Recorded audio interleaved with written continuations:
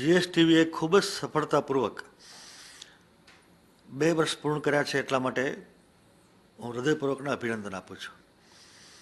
GSTV જોઈએ ત્યારે આખા દિવસના સમાચાર સાંજે માત્ર 15 મિનિટમાં જ આપણને જાણવા મળે એ પ્રકારનું ખૂબ સુંદર રીતે સંકલન કરીને તટસ્થ રીતે જે સમાચાર જોવામાં આવે છે એ માટે પણ હું જીએસટીવીને એના આખા પરિવારને હું હૃદયપૂર્વકના અભિનંદન આપું છું.